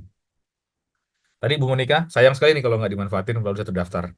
Teman-teman sebaiknya terdaftar juga. Gitu ya. Meskipun memang global giving sepertinya perlu ada itu ya, ada proses semacam kurasi ya, kurasi lembaganya mungkin agak detail juga karena mereka mau menjaga apa ibaratnya ya, memastikan kampanye-kampanye yang mereka galang itu fasilitasi terimplementasi dengan baik gitu. Nah, ini teman-teman nanti bisa belajar bagaimana cara mereka bercerita dan kemudian juga bagaimana cara mereka mengajak donasi. Memang yang paling susah itu kan call to action ya. Gimana caranya setelah kita menceritakan program, kalimat terakhirnya apa gitu. Nah, yang ketiga tuh website OWS Belaga Lain. Teman-teman kalau mungkin di binatang mungkin bisa coba bagaimana World Wildlife Fund ya. Nah, cara mereka menyampaikan gagasan mereka. Nah, yang saya bilang visual itu perlu fokus ini misalnya ya, cara mereka. Jadi instead of cari gambar yang di sini banyak ikan, mereka hanya tampilkan satu ikan untuk ditampilkan. Maka teman-teman, dibanding kemudian menampilkan 10 penerima manfaat dalam sebuah gambar, kenapa nggak ambil yang paling dalam bayangan teman-teman tuh hatinya bergetar gitu, dan kemudian, oh ini kayaknya paling menggugah nih. Nah itu agak-agak perlu direfleksi dalam hati ya. Pasti intuisi teman-teman akan bermain lah, kalau orang lembaga itu pasti paham lah, kira-kira anak mana, atau mungkin binatang mana, atau mungkin kondisi seperti apa yang menggugah hati teman-teman. Nah, ketika terbersit gugahan itu, itulah sebenarnya yang cocok juga untuk dijual maksudnya ditawarkan ya kepada donatur. Gitu. Nah ini juga misalnya ada program lingkungan nih Hutan Itu Indonesia. Nanti teman-teman bisa coba lihat. Ini mereka karena isinya pembinanya itu adalah orang-orang yang influencer ya. Jadi cara mereka komunikasi juga cukup kekinian dan cukup stylish gitu. Sehingga teman-teman bisa mungkin belajar dari mereka gimana cara mereka menyampaikan komunikasi fundraising publik mereka. Begitu. Ya. Ini misalnya program adopsi pohon. Mereka bikin program adopsi hutan. Oh, bukan lagi adopsi pohon tapi adopsi hutan. Dan sepertinya sama ya, proses tanam pohon ya, tapi ini mereka bikin program adopsi hutan. Penting memang buat kita itu bisa membangun sebuah payung-payung program yang eye catchy, ear catchy gitu ya, dan kemudian kesannya itu melibatkan. Adopsi hutan kan sesuatu yang, oh biasanya kan adopsi anak ya, ini adopsi hutan. Ini maksudnya menjadikan sehutan itu layaknya anak kita sendiri. Nah, itu kan pilihan kata yang menarik ya. Dibanding kemudian tanam pohon gitu misalnya. Tapi kalimatnya adalah adopsi hutan. Dramatisasi dari kegiatan gitu. Nah, yang keempat resources lain. Resources lain ini ya beragam lah. Teman-teman bisa belajar dari fundraising atau mungkin kiat-kiat marketing di dunia di luar dunia non profit, atau memang mau fokus yang non profit. Saran saya teman-teman juga bisa nih ke sini namanya Our Better World. Our Better World itu adalah sebuah NGO yang dia senangnya itu mengulik atau gini, mengulik sebuah story dari sebuah program lembaga sosial. Ya, ada banyak di sana, ada pendidikan, ada kesehatan, ada lingkungan juga, ada binatang gitu ya. Tapi cara mereka menyampaikan itu basisnya adalah storytelling, ya. Jadi memang salah satu tagline mereka itu adalah Stories for Better World kalau nggak salah seperti itu. Jadi makanya dia Discover Stories. Stories dari banyak negara itu ada di sini, ya. Silakan nanti dicek. Kita bisa cek nanti. Dan yang terakhir, kita pakai AI juga boleh ya. Jadi timnya terbatas, ya udah pakai AI aja boleh. Sekarang ada ChatGPT, ada Gemini, ada Microsoft Copilot ini yang gratis-gratis ya bisa dipakai. Kita bisa pakai prompting-prompting khusus untuk memastikan kita bisa keluar dengan pola khusus menceritakan campaign fundraising kita. Kalau teman-teman belum pakai AI hari ini, ya berarti salah teman-teman sendiri sih sebenarnya. Tapi yang menarik adalah gini, AI itu akan hanya sepintar orang yang menggunakannya. Jadi kalau orang yang mohon maaf gitu ya, belum pintar pakai AI, maka outputnya si AI pun ya nggak pintar-pintar amat gitu. Ya, maka teman-teman juga perlu belajar bagaimana memanfaatkan AI untuk kebermanfaatan public fundraising. Jadi kalau timnya sedikit, waktunya sedikit, maka mungkin bisa sediakan waktu 1 jam, 2 jam seminggu untuk bikin campaign fundraising publiknya. Karena belum tidak berarti harus posting sosmed untuk ajakan fundraising itu setiap hari, tapi bisa juga mungkin seminggu sekali, nggak masalah. Berarti kalau pakai iklan itu mungkin tidak harus seperti organik. Kalau kita basisnya organik, maka memang tiap hari harus bikin konten, baiknya seperti itu. Tapi kalau kita basisnya iklan, bikin 1 kali untuk seminggu. Nanti seminggu depan baru ganti lagi. Tapi kalaupun masih cukup relevan, nggak perlu diganti. Yang perlu dilakukan adalah memperbanyak sebarannya saja. Ya. Kenapa? Karena dengan satu konten itu kalau kita disebar ke banyak orang, lama-lama akan dapat juga. Tinggal rasionya, closingnya berapa, conversion rasionya. Kalau gara-gara satu konten ini ternyata setiap ketemu 10 orang dapat satu donasi, maka untuk dapat 10 donasi kita harus ketemu 100 orang. Kalau mau dapat lebih banyak lagi, kita ketemu lebih banyak orang lagi gitu. Ya, dengan satu konten yang sama. Tapi kalau organik memang harus dibangun konten-konten yang rutin gitu ya. Tapi kalau dengan basis iklan biasanya sih seminggu atau 2 minggu sekali itu masih relevan gitu ya. Untuk iklan itu sendiri, tapi kalau untuk konten sosmed regulernya ya tetap perlu dibangun kontinuitas konten. Nah, itu teman-teman sebenarnya yang saya bisa sharingkan di kesempatan ini. Nah, tapi sebelum saya kembali ke teman-teman untuk diskusi, oh ternyata udah 15.20 ya.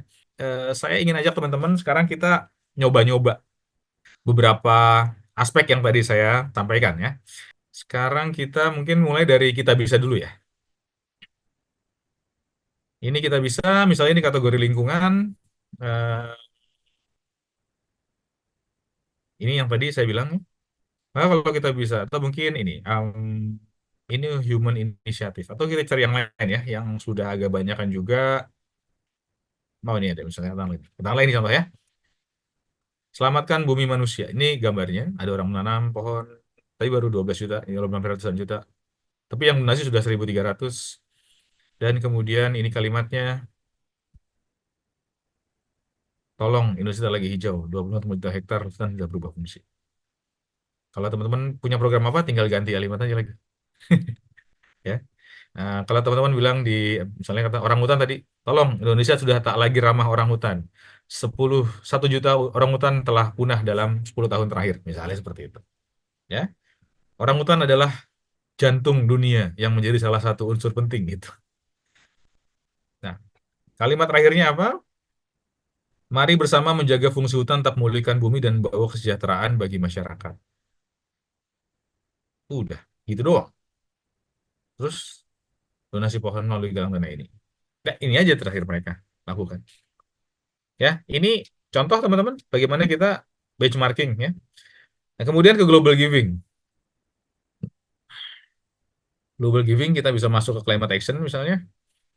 Dan kemudian ada forest for water. Coba, saya penasaran ini gambarnya pohon karet. Kalau saya kliknya, oh oke. This is, ini gambarnya. Ada kumpulan foto, ada summary, ada challenge, ada solution, ada long term impact, ada additional documentation, gitu.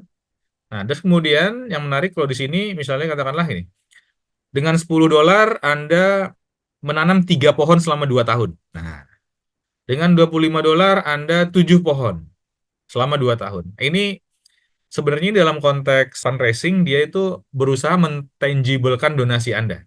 Gitu. Kan kalau programnya misalnya katakanlah tadi ya, adopsi hutan misalnya.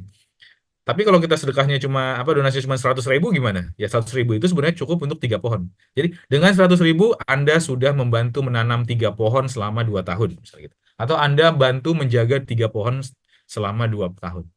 Nah itu mengkonversi rupiah menjadi impact. Itu juga bisa jadi bagian dari kalimat fundraising. Ini Our Better World, bagaimana tentang mereka bercerita. Ya, misalnya katakanlah Discover Stories ya, kita coba yang wildlife lah. Ini wildlife explore stories. Misalnya ini 4 minute read. Coba ini ya. When it comes to saving the Himalayan tiger, the time is now. Ketika kita mau menyelamatkan harimau Kalimantan, waktunya adalah sekarang ya. Tinggal diganti itu aja. Nah, teman-teman tadi saya bilang mengenai bercerita ya. Ini adalah bagaimana contoh kita bercerita tentang Malaysian tiger. Ini dalam bentuk cerita ini. Tapi kalau kemudian dalam bentuk video, teman-teman mau bikin story apa biar tuh bikin video tentang sebuah apa ya ibaratnya upaya pelestarian hewan. Nah, ini bisa mengacu Dengar kera dia orang bunyi tu sama lutung. Oh, apa ni?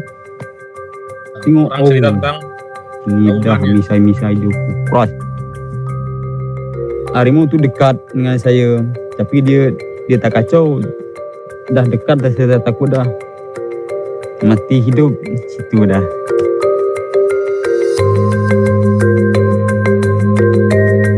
Harimau juga lah dia, tapi kita cakap dia tahu lah dia pun. Cakap untuk jalani bina lalu.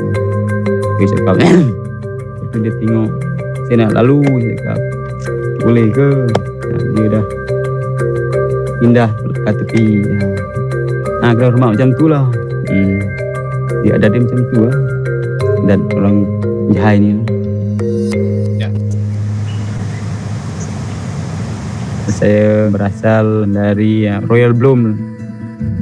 Saya kaum Jahai ratus-ratus tahun. Kami suku kaum Jahai. Kami asal di sinilah. Asal usul di sini. Sayang tempat ini untuk tempat harimau. Ini contoh tempat kalau teman-teman mau belajar tentang create storyboard untuk video dokumenter ya. Saya sarankan teman-teman punya video dokumenter rekan-rekan untuk program yang mau digalang, sehingga kalau kemanapun tinggal kasih video ini aja dan biarkan videonya yang bercerita. Nah, tinggal kemudian kira-kira nanti yang menonton mau bantu berapa gitu. Jadi lebih mudah gitu dibanding bercerita panjang lebar. Ada gambar yang tersedia. Nah, itu yang berikutnya ya, terkait dengan kita bisa ada Global Giving, ada Rimo, atau mungkin website lain ya. Katakanlah misalnya saya tadi kemarin Hutan itu Indonesia ya. Hutan. Kalau di sini mungkin dia nggak ada tombol donasi juga, tapi dia mainnya sepertinya di kita bisa semua. Tapi kalau kita lihat websitenya lumayan menarik ya, dan juga gimana cara mereka buat nama-nama program kampanyenya. Misalnya ada kampanye jaga hutan, konsumsi hasil hutan, jalan-jalan ke hutan, cerita dari hutan, adopsi hutan, hari hutan, dan seterusnya. Gitu. Ya, di kampanye jaga hutan kalau kita klik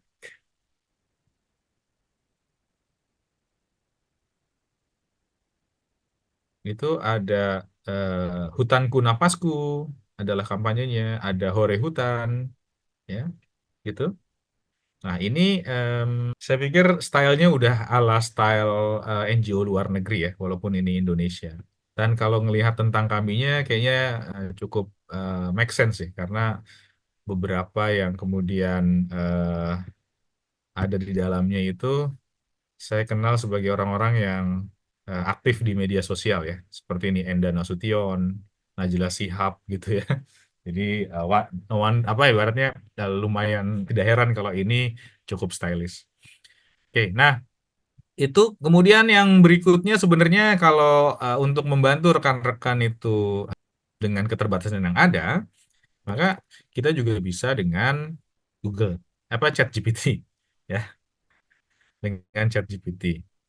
Ya, kalau dengan ChatGPT ya sebenarnya atau mungkin aja saya yang gampang aja karena ini harus login dulu. Saya pakai ini aja dulu, pakai Copilot ya misalnya. Dalam konteks menggunakan ChatGPT rekan-rekan, penting untuk memahami ini. ChatGPT itu prinsipnya adalah berikan dia peran. Jadi tahapannya adalah berikan dia peran, kemudian berikan dia instruksi yang cukup clear, tapi minta dia bertanya dulu terhadap apa yang ingin kita buat, lalu setelah itu baru minta dia untuk membuat narasi story yang ingin kita bangun, ya. Jadi kalau kita mau pakai ChatGPT, ini mungkin semoga yang bawah kelihatan ya. Saya mungkin besarkan. Jadi kalau kemudian kita mau bikin ChatGPT, maka pertama-tama adalah gini, berperanlah sebagai fundraising konten fundraising expert di bidang apa? Misalnya katakanlah di bidang lingkungan.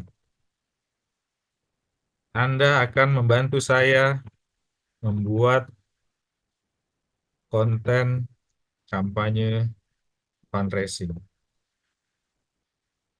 tentang misalnya apa? Tentang pelestarian hutan, pelestarian hutan lindung di Aceh, misalnya ya, gitu. Terus kemudian em, minta gini, sebelum Anda membuat konten fundraising, tanyakan dulu kepada saya 10 pertanyaan yang akan mendukung Anda membuat konten fundraising tersebut. Apakah Anda jelas? Gitu ya. Klik. Tentu. Ini jawaban dia. Nah, terus kemudian dia akan gitu. Nah, tugas teman-teman kemudian menjawab ini semua. Nomor satu. Ya. Jadi, ChatGPT nanti akan menganalisis. Jadi teman-teman menjawab dulu apa tujuan dari kampanye ini dalam perjalanan di Aceh, apakah ada area tertentu, apa yang menjadi target audiens, apa tantangan terbesar, work spesifik, bagaimana gitu, ya. Nah, kemudian jawab dulu nih. Satu, jawabannya apa? Dua, jawabannya apa? Tiga, jawabannya apa? Klik gitu. Nah, baru kemudian dia akan membuat campaign tersebut. Gitu ya. Bisa nanti kemudian tambahkan lagi, buat dengan pola narasi problem agitate solve. Buat dengan pola before after bridge gitu, ya. Nah, nanti dia akan menyesuaikan. Bahkan dia juga bisa membuat kalau kemudian teman-teman mau bikin storyboard, ya itu juga bisa dibuat. Nanti setelah dia analisis semua itu, setelah selesai semua, tolong juga buat storyboard untuk video 3 menit atas program campaign ini. Nanti dia akan buatkan. Sehingga dalam kesempatan ini, sebagai penutup rekan-rekan, saya mau bilang bahwa tidak ada alasan buat teman-teman sebenarnya merasa sulit untuk fundraising publik dengan tim terbatas, dengan waktu terbatas. Ya, dalam tahap awal benchmarking saja, dalam tahap awal bantu dengan ChatGPT, bantu dengan Copilot, bantu dengan Gemini, dan kemudian masukkan itu sebagai bagian dari aktivitas inti rekan-rekan. Malah usul saya mungkin dalam visi misi lembaga, tolong tambahkan satu misi dalam lembaga Anda itu adalah mengedukasi dan menggalang dukungan dari beragam pihak melalui fundraising yang terkelola secara efisien, efektif, dan berkelanjutan. Gitu. Nah, kalau ada itu dalam misi lembaga teman-teman, kan otomatis harus dikerjain tuh ya. Ini sebagai provokator fundraising publik ya. Demikian dari saya untuk kesempatan kali ini ya. Nanti tugasnya adalah dari Mbak Hikmah ya, atau dari saya. Tugasnya adalah membuat satu campaign ya yang eh, akan teman-teman tempatkan di Kita Bisa. Baik, saya sudah. Silakan sekarang kalau ada yang mau bertanya atau mungkin mau menyangkal atau mungkin mau menasehati saya juga boleh. Silakan, baik, Mas. Terima kasih. Aku sedikit aja untuk ngasih tahu bahwa kita sebetulnya kan ada pertemuan 2 minggu lagi ya, Senin ini Senin depannya. Dan saya harap kawan-kawan bisa mengkonsultasikan tugasnya kira-kira itu nanti kawan-kawan sudah ada promosi atau melakukan fundraising, digital fundraising di platform kitabisa.com. Dan Oke. buat teman-teman yang belum punya website, sebaiknya itu ya, bikin website ya. Kalau mau yang murah pakai Google Site. Nah, supaya kemudian ketika orang mengklik, ketika ada campaign di Kitabisa, ini lembaganya mana sih gitu kan. Kadang orang itu sekarang ISAS, Attention, Interest, Search, Action, Share gitu. Nah, jadi ketika campaign di Kitabisa itu kadang ada juga yang googling juga soalnya gitu. Ya. Saran saya sih. Demikian saya kembalikan ke mainnet. Terima kasih banyak Mas Urip. Luar biasa. Terima kasih sama-sama. Yang belum punya akun Canva sebenarnya bisa setor SK Kemenkumham ke Canva dan dapat Canva Pro gratis. Tambahan lagi juga. Atau bikin pakai PowerPoint juga boleh. Mbak Indah, monggo. Oke, baik. Terima kasih Mbak Hikmah, Mas Urip untuk materi hari ini. Sebelum aku closing dan nanti ada closing statement dari Mas Urip ya. Kita foto bersama dulu. Teman-teman, aku boleh minta tolong dibuka kameranya dulu. Oke. Aku hitung sampai 3. 1, 2, 3. Sekali lagi boleh ya? Gaya bebas ya. 1, 2, 3. Cheese. Oke, kalau gitu sebelum informasi dari aku, akan ada closing statement dari Mas Urip. Silakan Mas Urip. Closing statementnya ini, sebaik-baiknya lembaga adalah lembaga yang didukung oleh banyak orang. Terima kasih. Oke, terima kasih banyak Mas Urip. Terima kasih banyak juga sahabat Lingkar Madani atas keikutsertaan pelatihan daring serial Keorganisasian Mobilisasi Sumber Daya OMS melalui digital. Semoga teman-teman semua dapat menguasai teknik dan alat untuk menciptakan konten visual yang menarik dan profesional ya. Terima kasih banyak teman-teman semuanya. Semoga sehat selalu. Sampai bertemu lagi di kelas selanjutnya. Sampai jumpa, selamat istirahat. Terima kasih. Terima kasih banyak. Terima kasih. Selamat beristirahat teman-teman semuanya. Ya.